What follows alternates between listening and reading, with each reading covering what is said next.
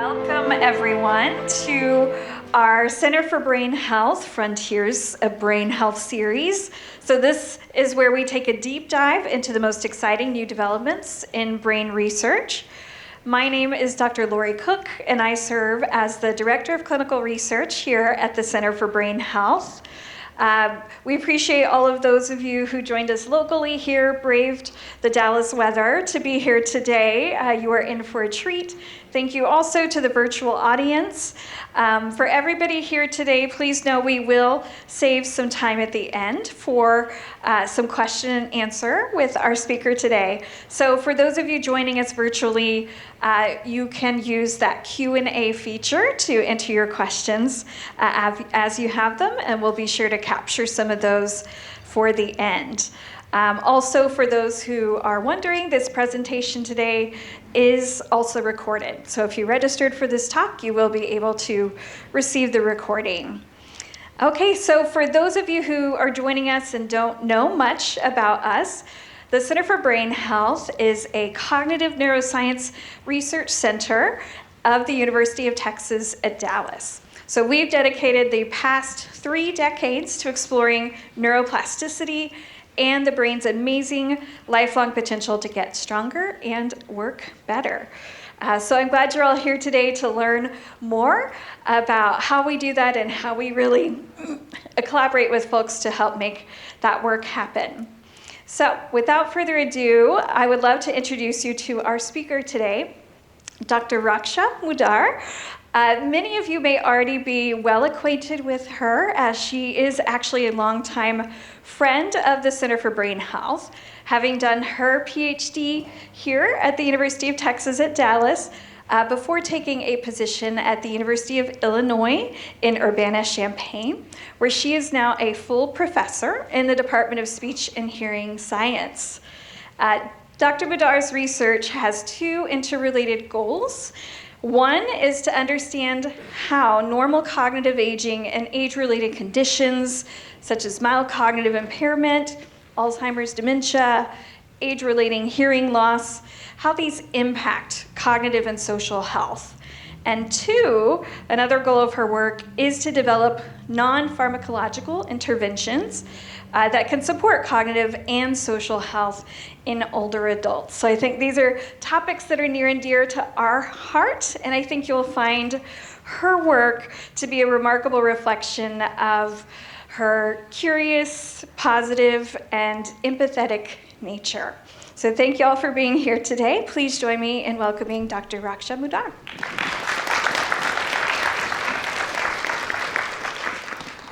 Well, thank you, Lori. Is the mic working okay? Yes. Thank you, Lori, for that wonderful introduction. It's great to be back. This is like home.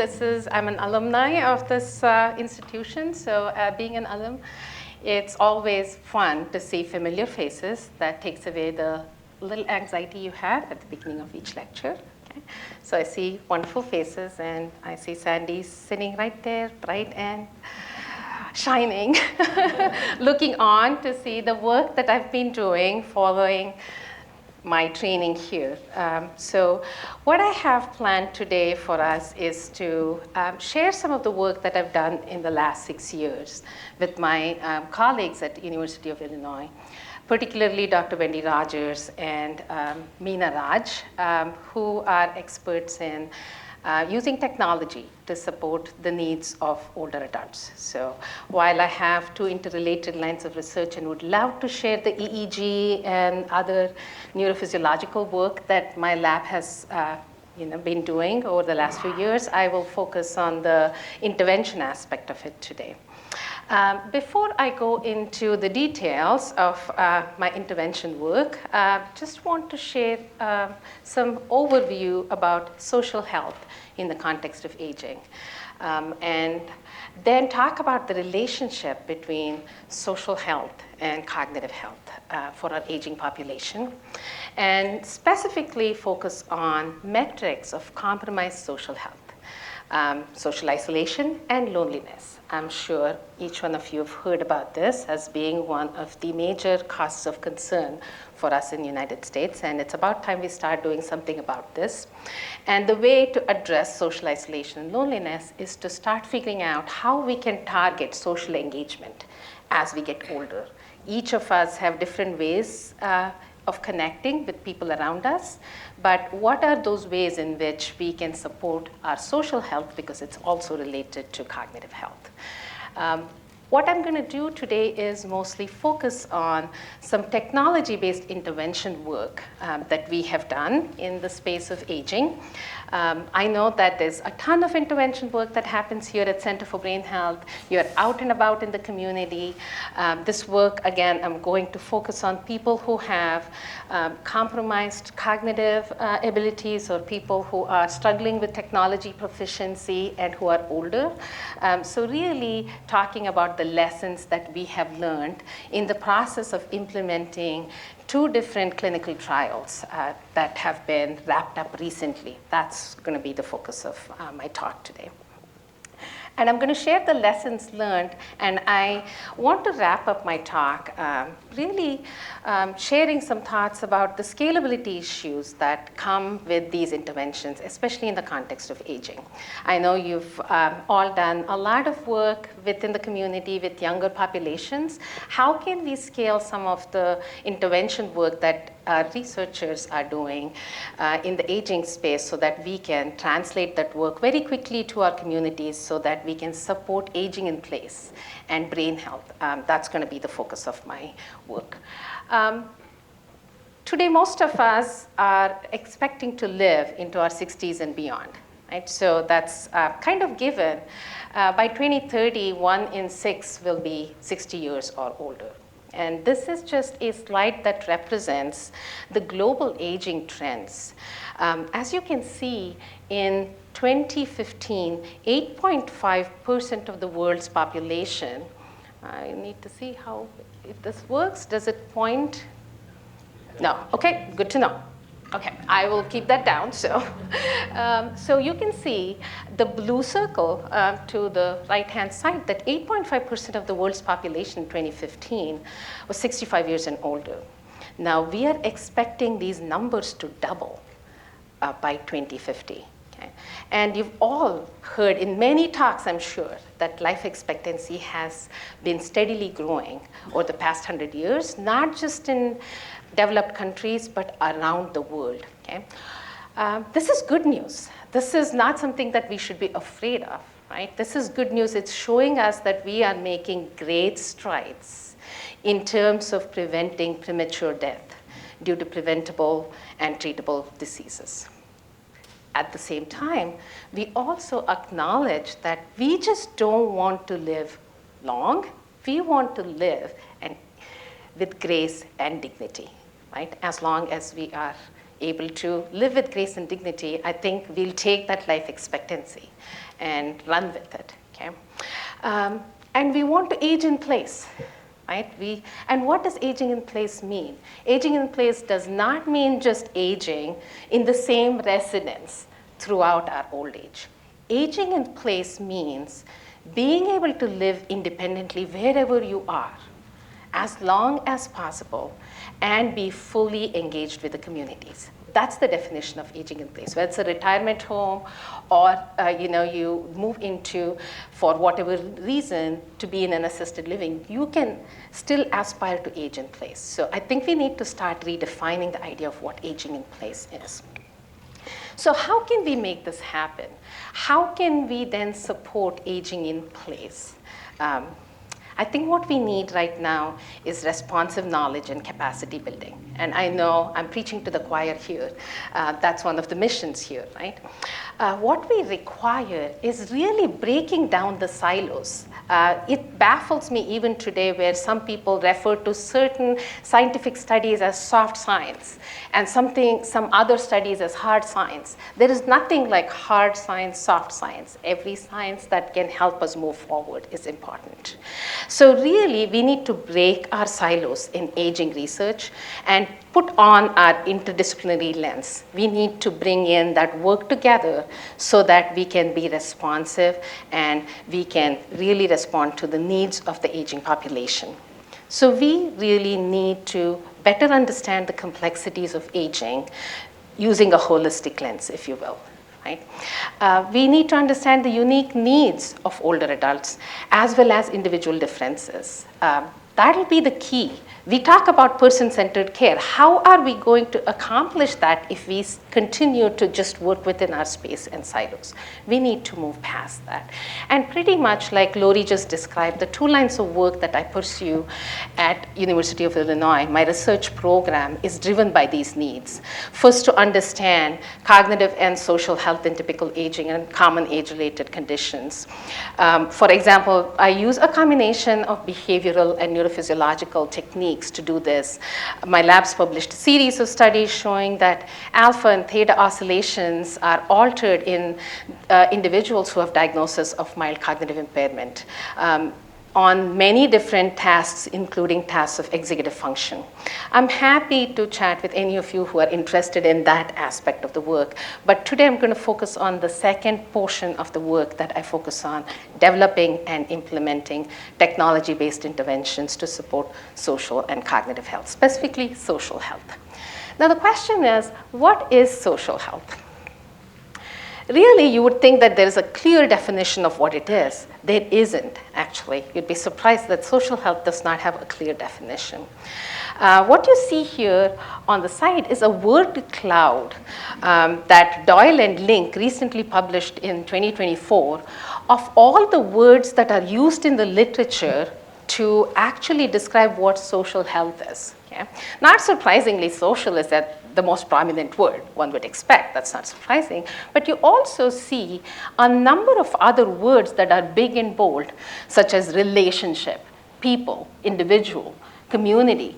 There's so many words here, right? And when you take a minute or take a few seconds and think about what social health means to you, each of you might hone in on one aspect of it that is really salient to you. And that might be different from the person sitting next to you. Okay?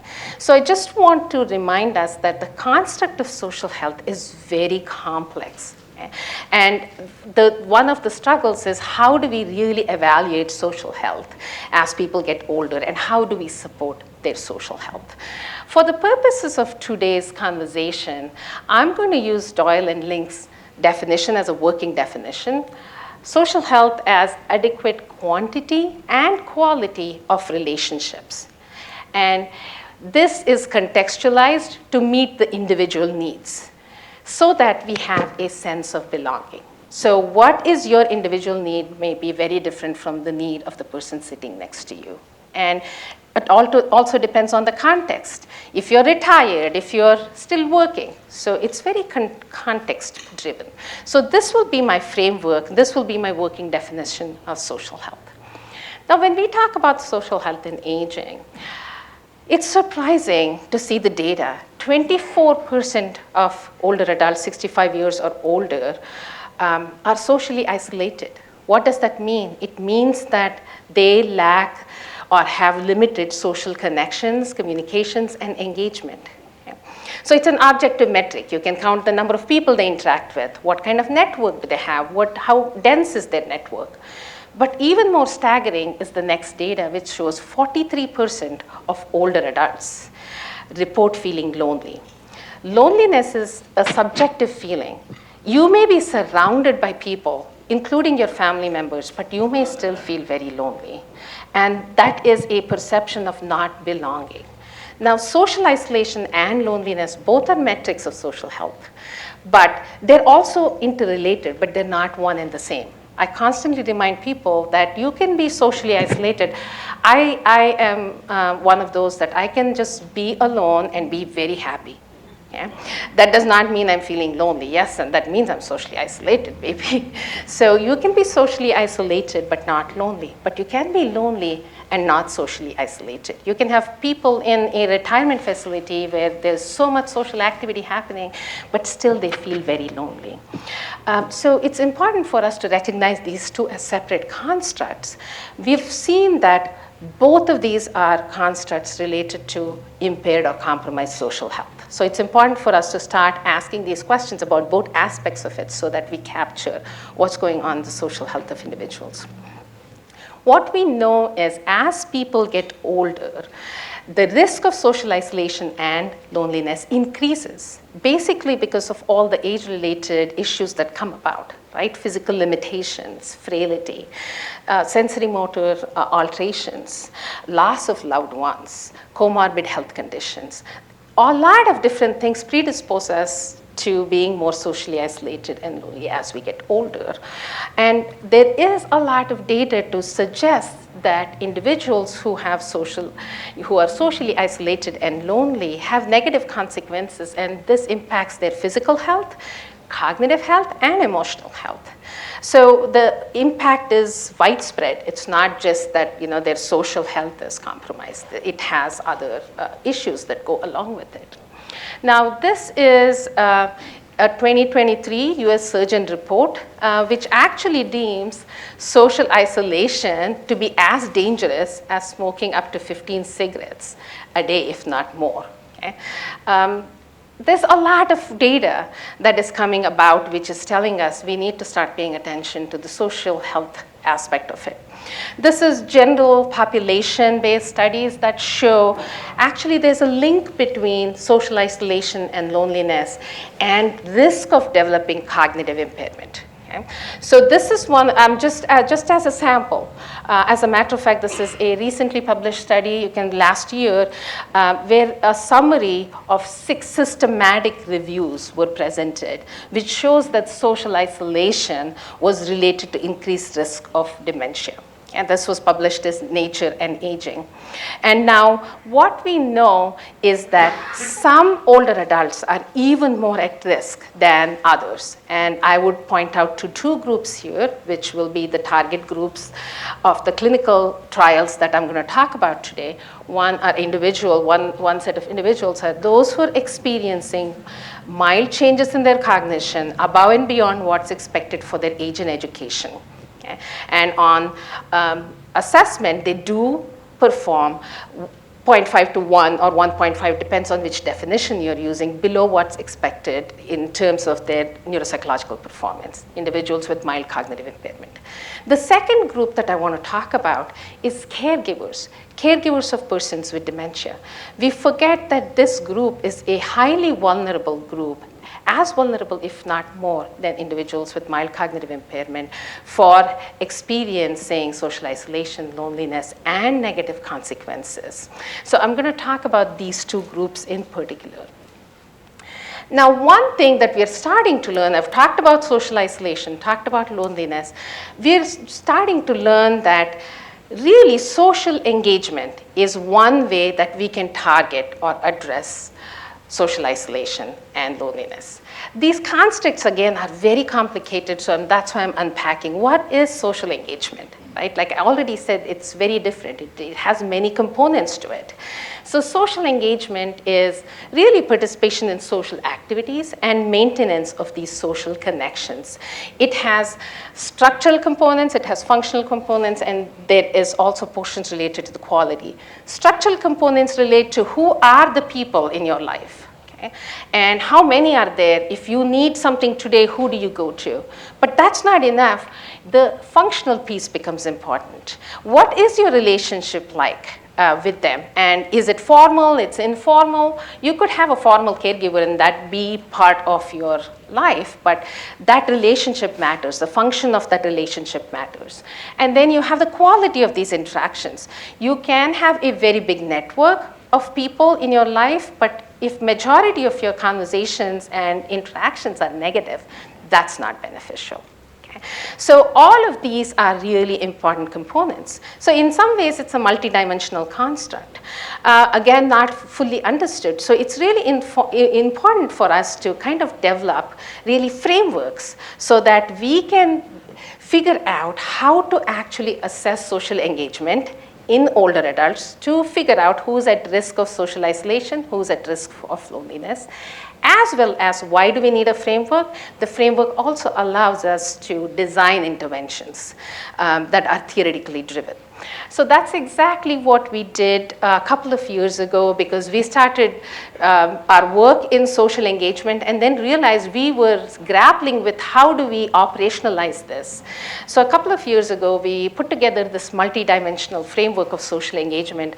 This was led by my doctoral student, Lizzie Leiden. In this framework, we talk about two important dimensions of social engagement. One, social activity, and two, the social network. The activity piece is in green and the network piece is in purple. Now, both of these dimensions are related dimensions. Now, within these dimensions, there are structural pieces in terms of density and frequency, etc. And then there are functional pieces in terms of the quality of the interaction. You'll see them in dotted and solid boxed portions. Okay? We also recognize that it's important for us to consider a person's health into this framework, as well as contextual factor into this framework. So when we assess social health, we need to consider these dimensions. When we design interventions, we need to use the framework. Okay?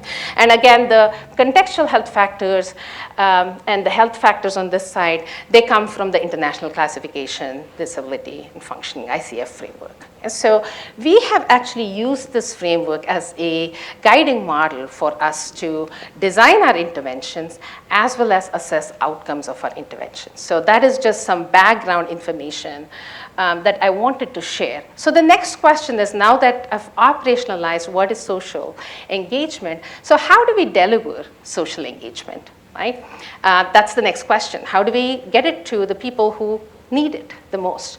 Traditional approach is what I'm used to. I'm a clinician by training as a speech language pathologist. I want to meet everybody in person. Life has changed quite a bit since COVID, right? We've learned a lot in the process. So getting used to technology, leveraging technology becomes a critical piece. Okay? So what I'm going to focus on is technology-based interventions. Now, we know that older adults, there is a digital divide. I'm not going to deny that. Even today, not every person who is 65 years or older is comfortable with technology. Okay? That digital divide needs to be recognized. So we need to start thinking about how do we break that divide, but plan for my generation that is very comfortable with technology. Right? We can't wait. We have to do what we need to do now, as well as think about who is our future client base that needs the support. Right? So with the growing technology adoption with older adults, it's really important for us to start leveraging the existing technology platforms. Right? Especially video technology platforms are very useful because they provide the naturalistic opportunity for interactions, but we cannot deny the fact that older adults have unique needs, right? In terms of the technology proficiency, they're very varied. And two, to develop interventions, their social needs are very different. When I offer a interaction that is on art and culture, there are a group of older adults who are just like, I want nothing to do with that. Then I have a group of older adults, if you offer something that relates to, submarines and, something else, they're just like, I love it. Okay? So the needs are very different in this group, and we have to be responsive to this varied needs. Keeping that in mind is important. So what I'm trying to say here is we can aspire to build these interventions, but we need to keep in mind that these interventions should be designed for, and I want to emphasize the last portion, with them. Okay? They have to tell us what they want. if our interventions have to be successful. And we have to use an iterative approach. It's an expensive approach, I understand, because we want to build something and keep using it, right? That's the best way to move forward. But we have to iterate because there are changes. We are evolving in terms of technology usage, as well as the interests are changing of people as they have access to information. So we need to iterate on these things. So that's what I'm going to focus on. So the one thing that we did and was like in 2020, we published a paper on how do we design video technology to support social engagement for older adults. This paper was based on the lessons learned from designing a browser-based technology platform called OneClick, which we actually very rigorously did user testing with older adults with and without mild cognitive impairment. This work was funded by a small business innovation research grant from the National Institute on Aging. So we developed this platform. If you're all wondering, why is she talking about a platform that's not Zoom? This study was done before COVID.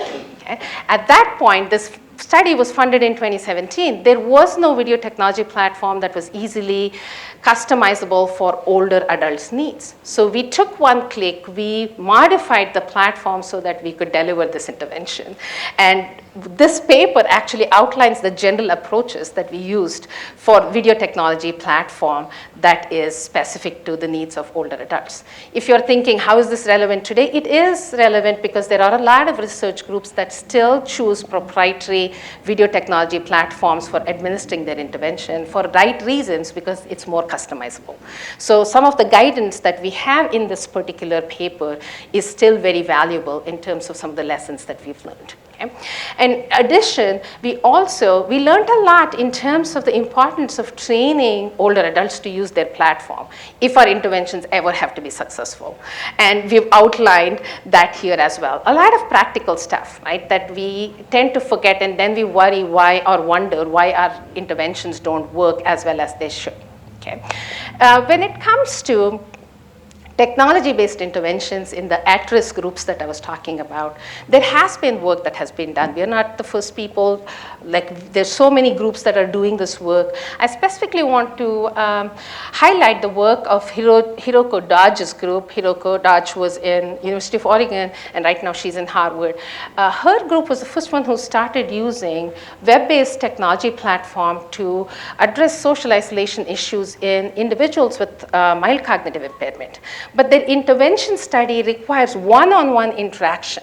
People get on, and it's a one-on-one interaction almost analogous to like what you would get when you counsel somebody or have somebody who is paired with you as a peer buddy. Okay.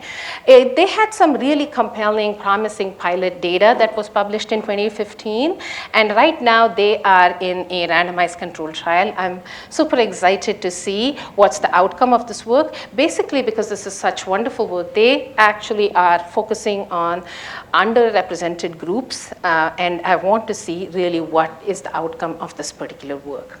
So we had learned some information from Dr. Dodge's group. So our idea as a group was at the University of Illinois, we wanted to develop an intervention that could be delivered in a group setting, because we have resource limitations, and I come from Champaign, and Champaign has many rural locations where really we don't have easy access to everything. And so we wanted to figure out how do we make this possible, and how can we offer these opportunities in a group setting. So that's when we went about developing this study. And the study that I'm going to talk about two different studies. The first study that I'm going to talk about is a study that was designed for older adults with and without MCI. And the goal of this study was to really provide a technology-based intervention that offers an opportunity for older adults to connect with each other, attend to their social needs, and reflect in a casual setting that did not feel like intrusive participation from a research team. Because a lot of these studies where we have a facilitator who's part of the research study. A lot of older adults do not want us to listen in on their conversations. Okay. So that's what we learned from them. I'm just telling you the things that we've learned from some of the work that we've done. They don't want us sitting in and listening. They don't want a facilitator. They want us gone. Okay. So that's why we wanted an opportunity to give them a space to reflect with each other in a casual setting so that they can engage on shared topics of interest. We can't have everybody attend the same kinds of programs. We need to offer them a variety so that they can pick and choose what they want to attend and what they don't want to attend so that we can actually promote engagement. This work was funded again by the National Institute on Aging. So we had a platform already. Like I said, some of it was done pre-COVID. We had our one-click platform that was developed for individuals with MCI and normally aging individuals. The next thing we needed to do was to develop content for our social engagement intervention. Because nobody wants to just get on Zoom or on a platform and you say, talk, now begin talk amongst yourself. That is such an awkward feeling. Even today when we get on Zoom, there's that little awkwardness when you have strangers put into the Zoom, right? So we had to develop the content very carefully for this particular intervention. So we actually partnered with a company called It's Never Too Late.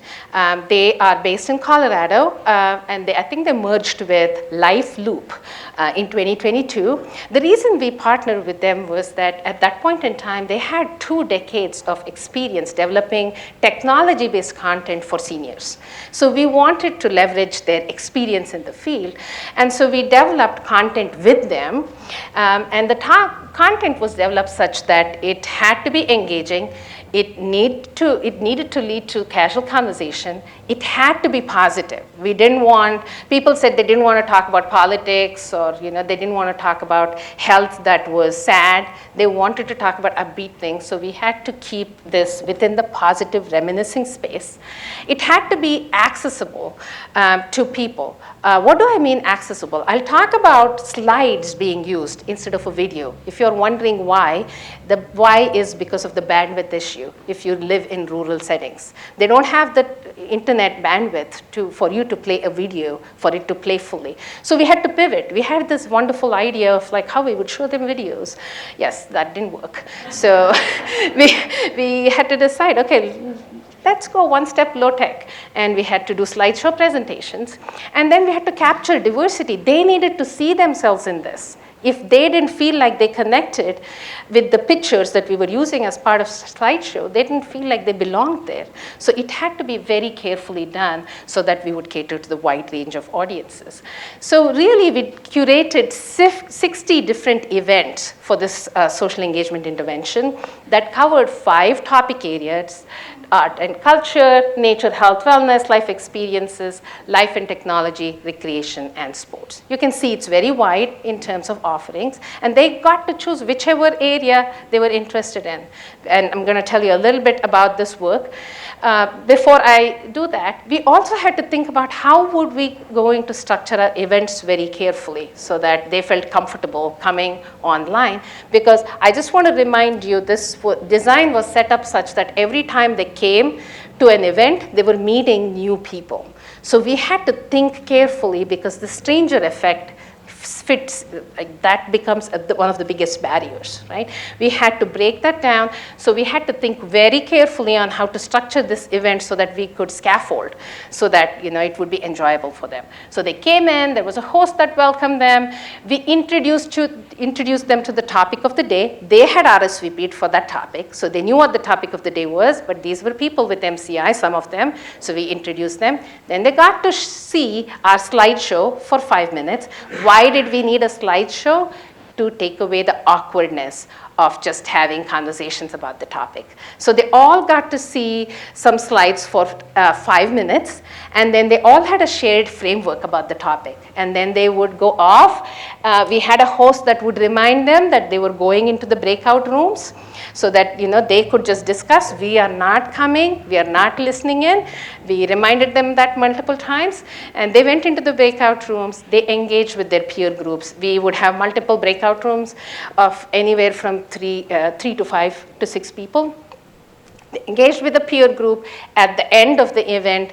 Before the event ended, we gave them a 5-minute warning, wrap up your discussion. The event ended, and then they filled out a session level feedback for us to say, did they like the topic? Did they like the people they interacted with? Did they feel connected? Did they feel engaged? Those were the kinds of questions we asked. So we just, we've finished this randomized control trial. So here are some details about the study. So people came in, they got screened, and they got randomized into an intervention group or a waitlisted control group. All groups received 8 weeks of intervention. The waitlisted group received the intervention after a wait period of 8 weeks. Okay? And we did pre-mid assessments at 4-week and post assessments at 8-week for all of these individuals. Okay? The one thing that I need to point out too is before anybody joined the intervention, we had a really elaborate technology training. Basically, because of the fact each person was using a different device, from an iPad to a laptop that was really dated. So we really had to figure out what their needs were, and we customized their technology training before we rolled them into the intervention. And then they started their intervention. And then we also showed them how to do the RSVP, and we reminded them, don't RSVP for everything, just RSVP for whatever you think you would enjoy. Okay? And we just said, you're only required to RSVP for 2 events per week. If you want to do more, you're fine, but 2 is all we want. Okay?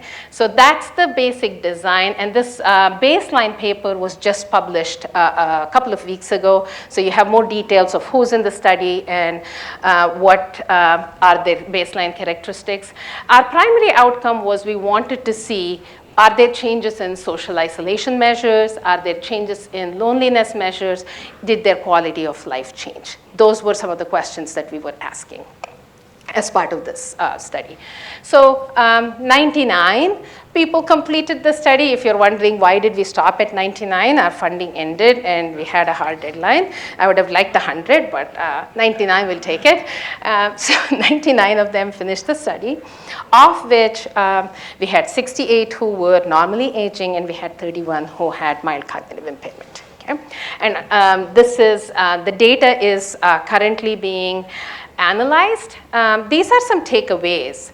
One, I can tell you that our participants really enjoyed being in the study. They appreciated the fact that they had a variety of topics to pick from, and every single person during the interview said that we really appreciated the tech training. If not, we would have discontinued. And also, we had live tech support. Some of this intervention work is very resource intensive, even if it's not one-on-one, basically because we had to have an online tech support person who's troubleshooting. Half the time we cannot do much, basically because their internet connectivity might go up and down. Mostly those were the issues, but that never prevented people from continuing. They felt very supported. They felt we were there to do whatever we could to help them out. And the interesting part is, when we finished our study, people said they now feel convinced that they can engage with others on a video technology platform. To the point, to this day, we have a subgroup of them. It's just about a year since we finished the study. A subgroup of them have continued to meet without, like outside the study, engaging with each others, and they were just perfect strangers when they started off the study. They've self-organized. We have not had to do anything. So that's the kind of impact we are looking for. We're doing some in-depth analysis right now, both qualitative and quantitative data. Just a sneak peek, what we found was that social health outcomes, attendance predicts the change in outcomes. The people who attended more had more positive outcomes. And that's all I'm going to say at this point. This paper is going to be published in a few months, so you will get to know more about this at that point in time.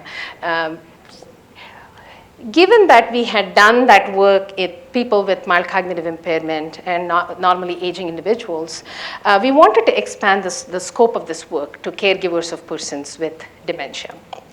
And this was, we received some funding from a foundation to do this work, just to help us have an understanding of who these caregivers are.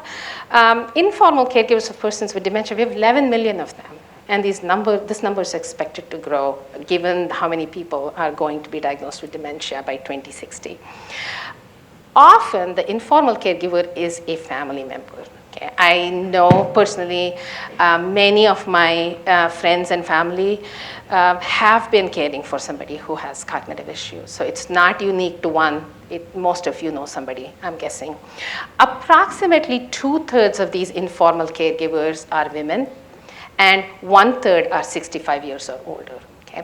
I'm going to focus on the 1/3 of them who are 65 years or older because they are aging, they're already at risk. Okay. They themselves are dealing with health issues. On top of that, they have to care for somebody who is also experiencing major issues with their cognitive decline. These individuals provide care for an average of 30 hours per day. That's a full-time job. And it's not for a month or two. It can extend up to 5 years or more. Okay? So this is a long haul, and that's a lot of effort put in. And they want to do this for their family members. They forget what it's costing them something. So we want to support them. Okay? And obviously, there's a dollar amount associated with it. I'm not going to worry about that. I think the impact it has on them is most important. Now, these family caregivers help with various things from IADLs, ADLs, such as dressing, cleaning, shopping, medication management, to managing these behavioral symptoms. And as these behavioral symptoms increase, the burden of caregiving increases. And what we have seen is that as the number of years go by, the social circles shrink because there's no time to connect with anybody else. And opportunities to engage socially also shrinks, putting these individuals at a very high risk of social isolation and loneliness. Not surprising that these people are at high risk of dementia themselves. Okay? There is a reason, so there's a lot going on in these individuals. Agreed, we have some resources for these caregivers. They receive some level of psychoeducational support in the form of support groups where they're told how to deal with the caregiving issues. This happens in group setting as well, like whether it's in person or in online, sometimes individual settings. But what is the current gap? The support groups are a lifeline. I'm not going to deny that, to help individuals with the life circumstances they're dealing with. But it does not really serve as a social engagement platform beyond the role of a caregiver. Okay? This is a person. Their identity is their identity is not just a caregiver. Their identity is more than that, and we need to do more to support these individuals. So we really wanted to take our intervention, modify it, and see if we can use it with these individuals since we saw such benefits with our first study. Then we soon realized we really don't know what are the needs of these caregivers. We need to hear from them. So we wanted to optimize our intervention, and what we did was we first did some focus groups. The focus groups, we did 2 different focus groups basically to understand what were the facilitators and barriers for adopting such interventions.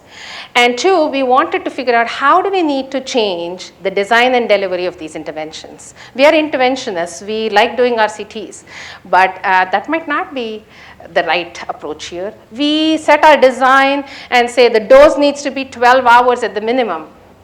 Does it work for this population? We didn't know. So we really had to do some initial groundwork with these caregivers. And I want to remind you, these are again caregivers who are 60 plus, who are providing for a relative with dementia for over 6 months. Okay? And so when we did these focus groups, we conducted 2 different focus groups. We didn't need too many caregivers. There were 5 caregivers from very different diverse settings who joined these focus groups. What we learned very quickly was that they were like, yes, I have not talked about, we heard these caregivers say, I've not talked about things that I care about in a long time. I would love it. And love it if it's remote, love it if it's flexible, and love it if it is a variety of topics that I care about. I like to bake. I've not talked about baking in a long time. You know, things such as that. But they also reminded us about the time constraint, the amount of work they put in to helping their family member. And they said, you want us to use the one-click platform? It's a new thing for us to learn. Don't know if we have the time for it. Okay. We just had to listen and learn from these individuals. So we went ahead and optimized this. We said, okay, Zoom is a thing now. So that's it. They were all comfortable with Zoom. They all talked about Zoom. We said, okay, we'll use Zoom, and we can train people if they're not comfortable with Zoom. We decided, but obviously we had to modify our event structure to suit the needs of Zoom, because one-click platform is slightly different. We had to modify our training materials. We had to modify our delivery approach, all of that. And we had to, one thing I need to point out is the intervention dose. We were not doing 8 weeks. They said 8 weeks, no way, can't do. Okay. So we need to see if this benefits them or not to begin with. So we said, what would work? And most people said, if it's 3 to 4 weeks, maybe we can commit and see how it works. So we decided we would start off with something shorter and then see if it works before we do a larger study. And so what we did was we went ahead with reduced dose, and I'll tell you how much that was, and we had to modify our pre-training and RSVP process again to make it very flexible for them. And we also modified the efficacy approach that we would use. No RCT here, we used a pragmatic trial. That was the need of the population here. Nothing changed in terms of the event flow, but I want to point out here that we heard that they loved the fact that we were not listening in, but they wanted to come back and talk to the host again if there were things that came up during conversation, because you don't want to talk, you're talking about food, but that could bring you back talking about your caregivers that made you emotional or something that requires some level of interaction with the host. So we added this piece in here where they would come back, meet with the host so that they could do a wrap up and then give us feedback. Okay. So caregivers were asked to only attend 8 sessions. Yes, I know a lot of you are thinking 8 sessions not sufficient. We had to start someplace. And they were told 2 per week is all we want them to attend. We said, if you can do it within 4 weeks, we'll give you 2 extra weeks, because we know if their family member gets sick, they need some extra time. Anything is better than nothing. Okay? That's the approach that we had to use.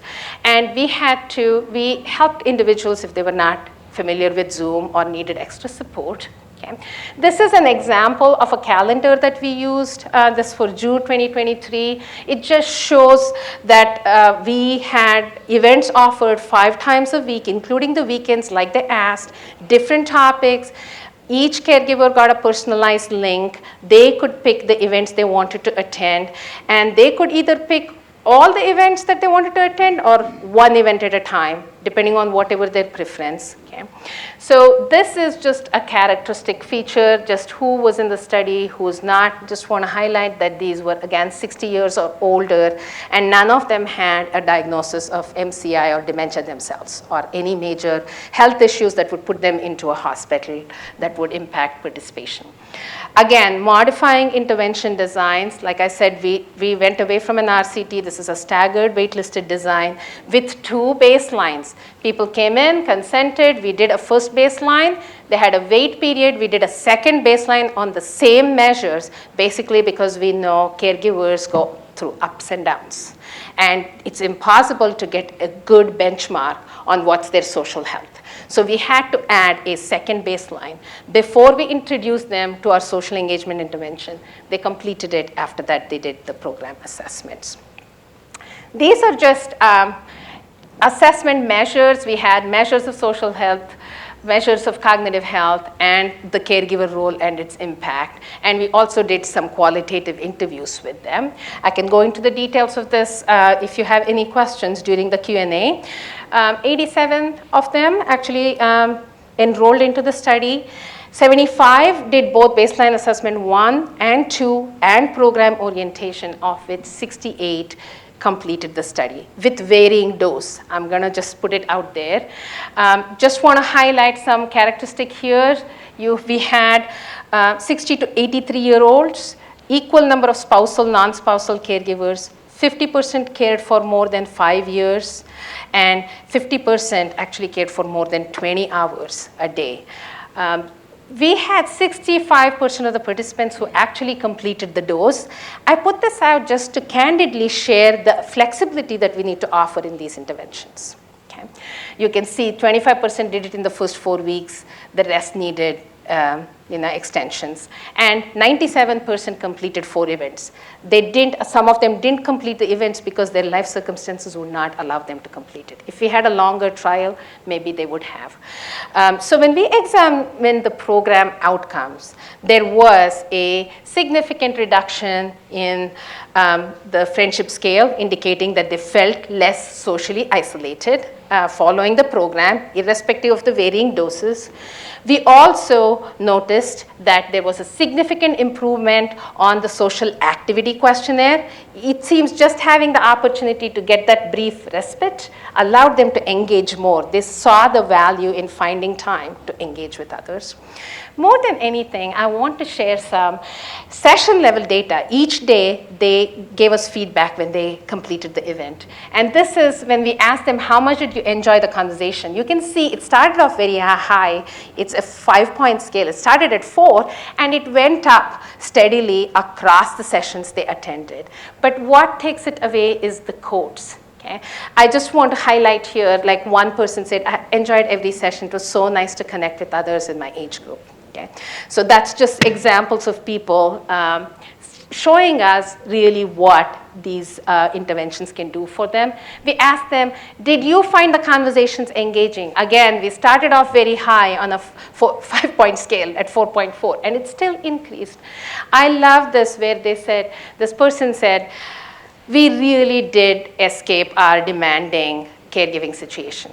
Okay. We laughed, we were finishing each other's sentences. How else can I say thank you? I think some of these are sufficient for us to see the value it brings when we do such interventions. And here's a question asking, how much did you feel connected? This made me a little sad.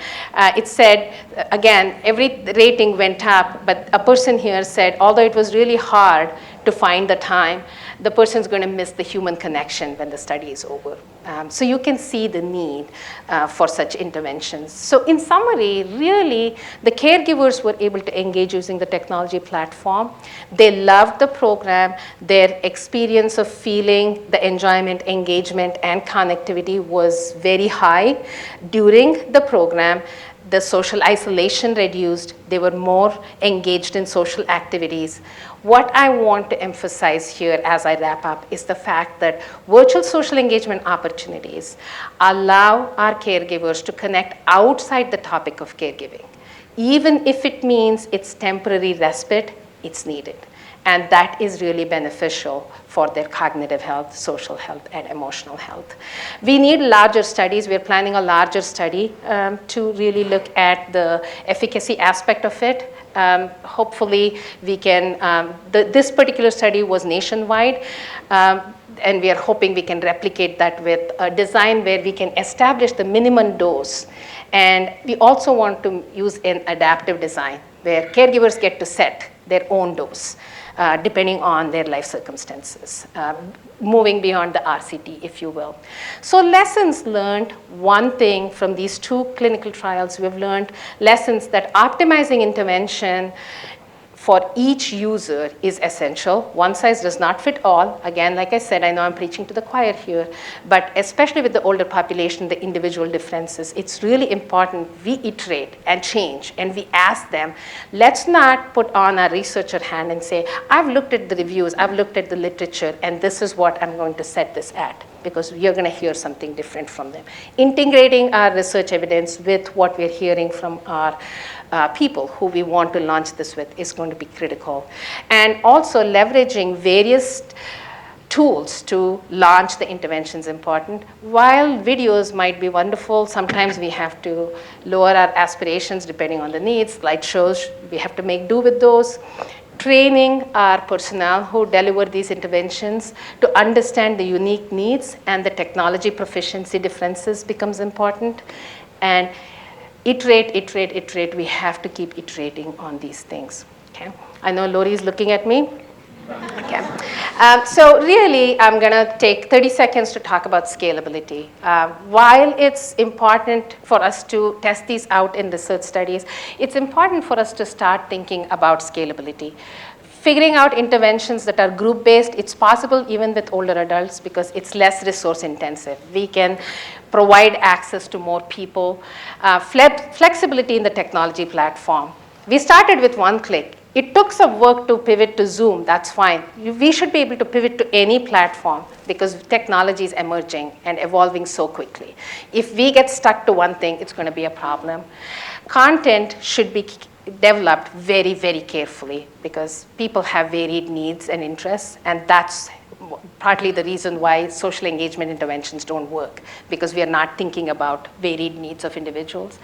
Thinking beyond RCTs. I know RCT is wonderful, but we need to start thinking about pragmatic trials and adaptive trials, especially for these populations, in order to test the efficacy. And engaging home and community-based organizations while we are designing our RCT is critical because that will make a rapid switch from efficacy study to real-world efficacy studies. Okay? So that's key. And making sure that we identify the minimal dose that can give maximal benefit. Not everybody needs 16 hours to get the same benefit. Maybe even 4 is sufficient. We don't know that, and we have to figure that out. We are still, a long way from figuring out how to make that happen. With that, I'm going to thank my teams here. That's first is my lab. The second is Dr. Wendy Rogers' Human Factors Lab. And couldn't find a picture for Dr. Raj's lab. Apologies to her. So thank you for patiently listening to me. Thank you. Thank you so much. And I'm sure we have some audience members who may have some questions. We can take a couple in the room and hopefully a couple online as well.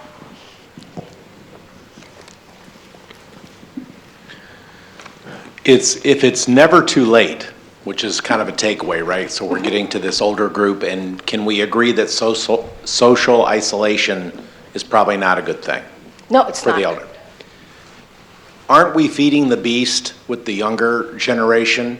Because all I see is people always having that phone. Even when they're with other people, they're not being social.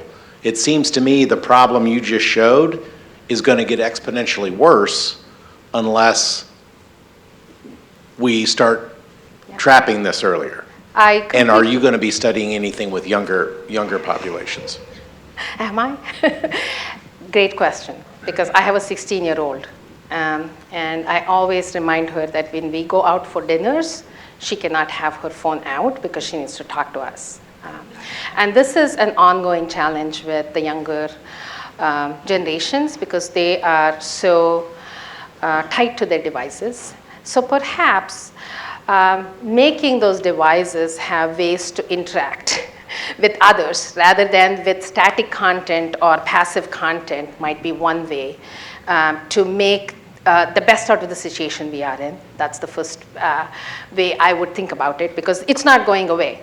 The phones are here to stay, and people are tethered to their phones no matter what, even my generation is. So how do we leverage that, and how do we really create an interactive opportunity there that connects them? It does not matter how many Facebook friends you have, unless you are talking to them and interacting them and doing something. Okay. The second thing is education. I think we have a very smart generation of young adults. Taking this information to them about social connectivity, social connections becomes key. That's the second thing that I can think about. The third is the fact that with generational change, the needs also change. This is the current need. The need that our generation that was not brought up to look at the camera when you say cheese at 6 months. That generation might have a different need in terms of engagement. We don't know that yet. So there's a lot of work that needs to be done, whether I'm the right person to move into the space where we study children. I'm not sure about that, but I do have wonderful colleagues who work in that space, and we are constantly having conversations. We don't really know how social interaction will change as the generations change and what their needs are. So you've obviously seen success in increasing the feeling of connectedness. Yes. And it's interesting that after the study, some of them were then self-organizing. Yeah. A lot of this, as you said, is education. getting comfortable with technology, realizing the benefits of technology. Does the study, or would you consider some component of education that included how to be safe online? Because you are introducing them to this wonderful technology where they can connect with lots of people. Yes. But that's also an avenue, and particularly for those that are starting to have some sort of cognitive decline, but doing it in a way that doesn't scare them away from the technology. But it's, again, part of the education is how do you use this technology in a safe and healthy way? You bring up a really good point. Digital literacy and being able to be safe is one of the critical elements. So when we did this study, we did tell them, yeah, it was a very controlled study, right? And we did tell them when they self-organize, they have to be careful as they interact with others, but that is not sufficient. We need to do a better job. I do recognize the fact that it's starting to get to the point where we want them to engage using the technology, but in a safe way. That is going to take some level of more in-depth training, because even getting them to use these platforms, we had to lock the rooms. We did tell them nobody can enter this room, because at the point where we were pivoting to Zoom, people were talking about Zoom momming, people were entering into these Zoom spaces that they shouldn't be, because we had these issues within our classrooms where there were intruders into the classrooms. We did talk to them about the space being locked. This is a safe group. You're interacting with people who we actually did, when we did our technology training, we talked about net etiquette, but that's not sufficient. But we did get that process started where we talked about net etiquette. One of the other reasons also I talk about the technology platform being key is with the caregivers, it became very clear that they couldn't leave home, and the Zoom, they could put up a virtual background they could stay wherever, and they had to feel safe having their family member in the background, but not really in the screen. They got on the screen sometimes, but that's a different issue. That was another thing. With one click, we had struggled with not being able to have they're working on their virtual screens so that that privacy is maintained.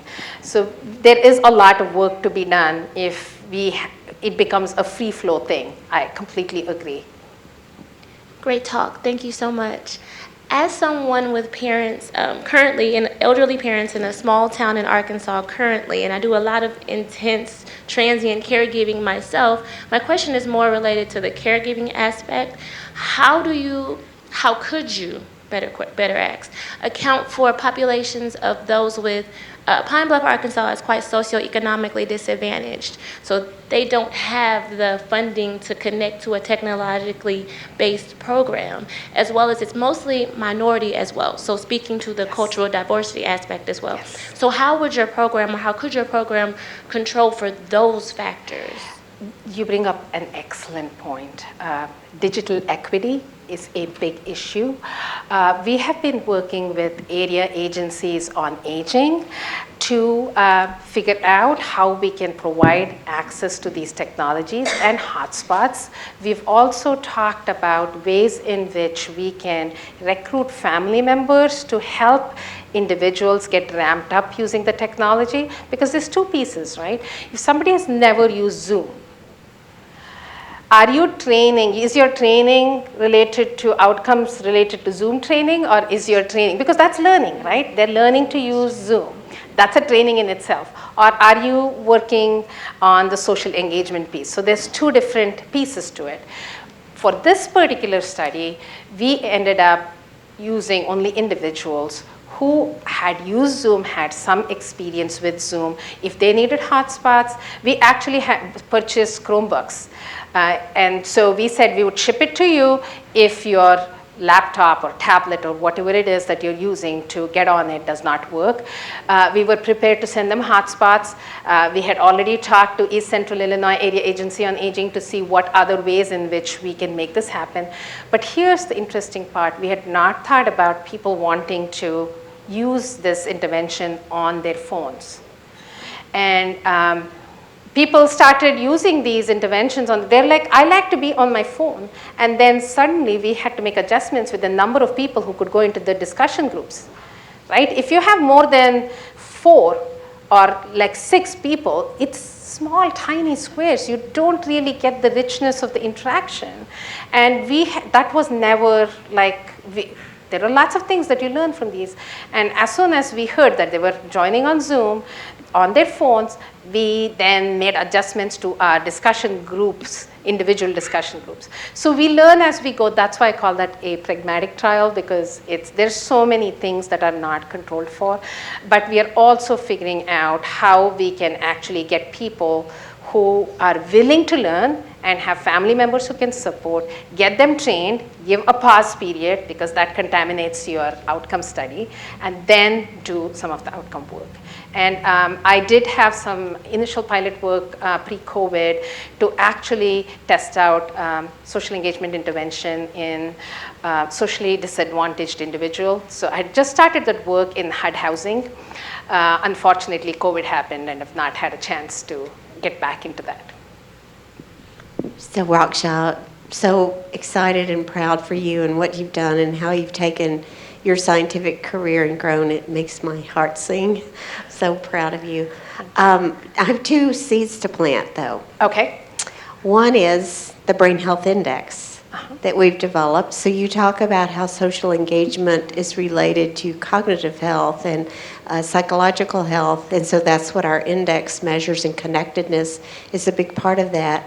I would love for us to partner with you and think about, does your training actually improve on this holistic index, and then you can see how the factors work together. Would you consider that? Absolutely. Like one of the reasons I decided to have this talk focus on the intervention aspect of it, because I know there's a lot of intervention work that is coming out of this place that is impacting people, and definitely anything that we can make for the science to move forward and integrate the learnings from different places. Because it's the holistic. You say remove silos, and yet our measures stay siloed, so we really want to bring them together, so that would be great. My second one, and Heather's here, I don't know if Andrew's here, is Brainomics is another thing that we're pushing to figure out what is the economic gain from your training.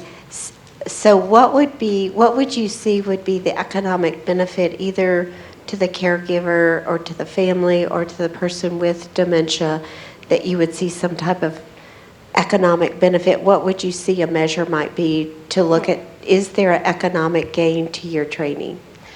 At this point, we've not considered the economic gain towards the training because our focus has been on self-care and wellness. I know that economics is part of that. We've not discussed that centrally because we first want people to get used to thinking about themselves, and then perhaps maybe talking to them about the economic gains would make it more appealing. Obviously, one of the reasons I skipped the fact that each caregiver, the amount of care they provide is equivalent to $320,000, and that by itself is an economic gain. We've not focused on that piece yet. Yes, yeah. And then how many of your caregivers did you do both? You know, because as you know, Audette's group does the caregiver and the person with MCI. Were very many of yours, did you do both, were in your 2 studies the same? No, they were not. Duets at all? Yes. There were no dual, these were not paired individuals. You might get double impact. No. Yeah, we would get double impact, but we also had to figure out the logistics of doing this on a technology platform. If really the idea of the caregivers really were catering to people who had more pronounced cognitive issues. We were not sure they were in a space where they could just have their family member also parallelly participate. However, one thing that we are thinking about as we are working on a larger submission for October, we are thinking about ways in which the care recipient can be engaged, whether they can be engaged doing things at home while the caregivers are, because and I didn't share that piece, one of the during our qualitative interviews, caregivers said that we felt really connected, we enjoyed conversations. Most of them said we felt very guilty. We really felt guilty for taking time away instead of paying attention to my family member. So we want to give some relief, not just for them, but also to provide some opportunity for the care recipient to maybe do some activity, or even we are considering if we can partner with agencies that provide that respite care for that hour so that they really feel free. Because carrying that guilt also is an emotional component. While they're socially like feeling connected, enjoying, the guilt is not helpful. We all know that, because with that comes negative outcomes. So we are thinking, and any other ideas are welcome to figure out how to keep the care recipient occupied. Well, thank you so much. I think our time is up today, but I hope everybody is heading into a weekend full of connectedness. Yes. And thank you so much. This is our final Frontiers for the season. We are taking a summer break, so that we hope y'all will be back to join us for our first one to kick off the next academic year on September 6th. We'll be hearing from Dr. Lee Hood. He's the CEO of Phenome Health, and we'll be speaking about the new age of scientific wellness. So I hope you'll be back. And if you have not already, please consider joining our 7-day Great Brain Gain Text Challenge. You can scan the QR code there on the screen, text the word GAIN, and we encourage y'all to join us and really have a brain healthy summer. Thank you, and thank you again, Dr. Mudar. Thank you.